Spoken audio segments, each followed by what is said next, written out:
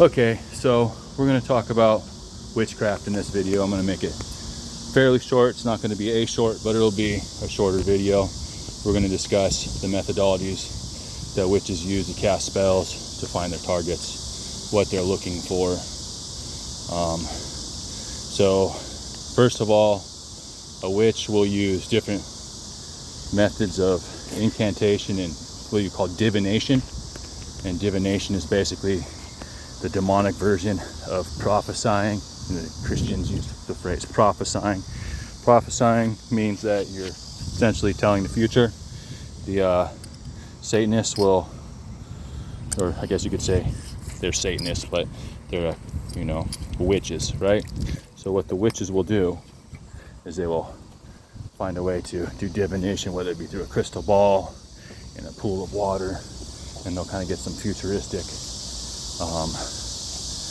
understanding of who they're looking for or what they're looking for. So they might not get the full picture. They might get a face. They might get a profession, a specific profession, enough information from the dark side to figure out who their target is. And then they go on the hunt. Now, witches almost never operate alone. That's one of the things that you will find. You will find that witches never operate alone because they're always in covens and they always rely on each other. They combine their spiritual power.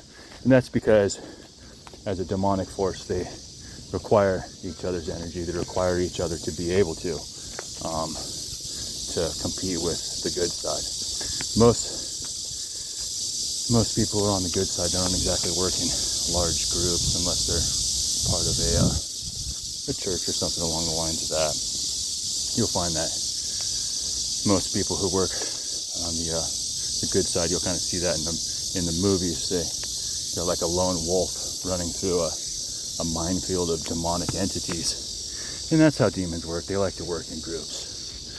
So you'll find that demons will have a tendency of trying to team up on you and harass you on a larger scale in groups.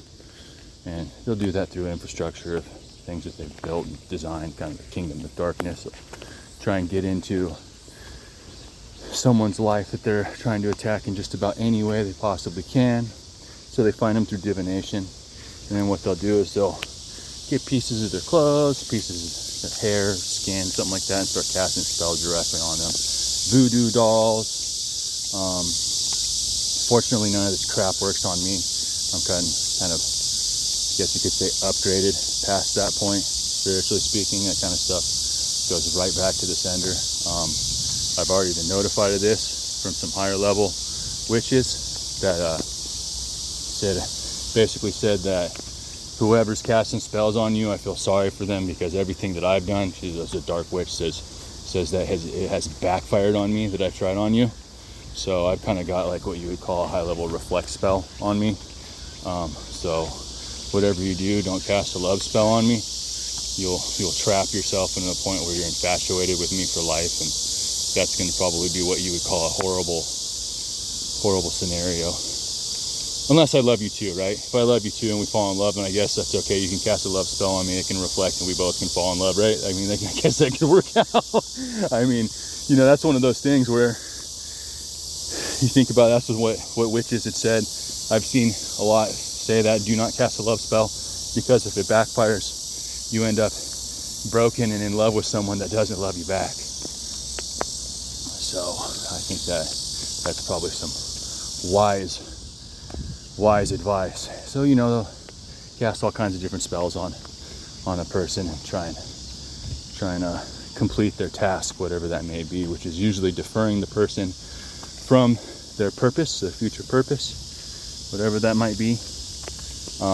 They will use a satanic altar, which usually revolves around candles, some sort of altar with some totems on it. It might be a little satanic, a devil statue. It'd be usually a shawl over it that's black and yellow or black and red. Those are typically the colors of the cloth that covers the altar. They're usually not sitting in the living room or anything like that. They usually have a specific room in their house that they have designated for it. I would consider it something that is more a secretive thing. They won't really discuss anything like that until they know that you're quote-unquote part of the club. They will use different forms and methodologies. One of the things that's kind of an age-old thing is the evil eye. There's an evil eye pendant in Malboro.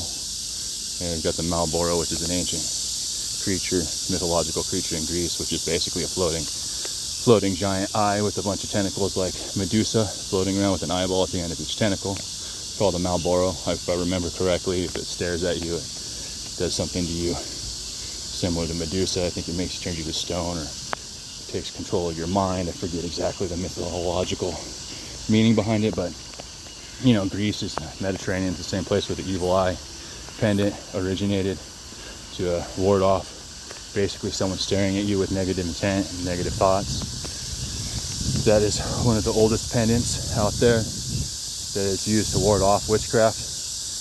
You will find mostly that witches will wear that. It's not like the common person wears it, people that do witchcraft, because good doesn't usually have to defend itself from good. Evil defends itself from evil. So if you're wearing a pendant like that, it's because you're probably a witch. I don't usually toss this kind of stuff out there, but it's obvious someone's wearing that sort of pendant, what they've gotten themselves into.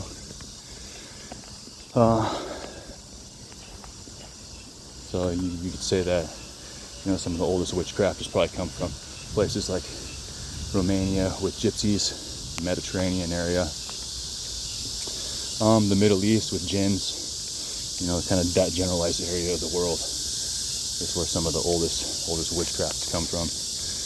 Another story would be the siren that calls men in their ship to the shore to crash them against the jagged rocks of the shore.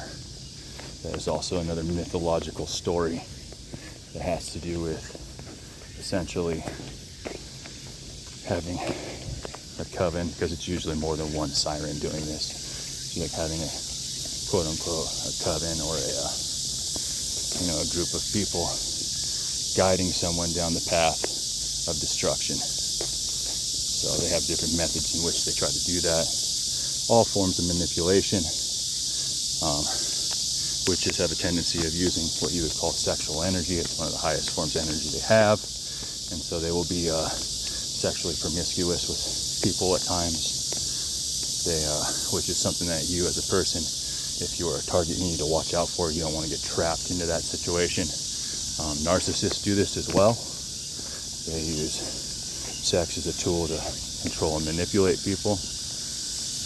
I think that when it comes down to it, witchcraft is pretty easily identifiable when you have the understanding of the methodologies that they use.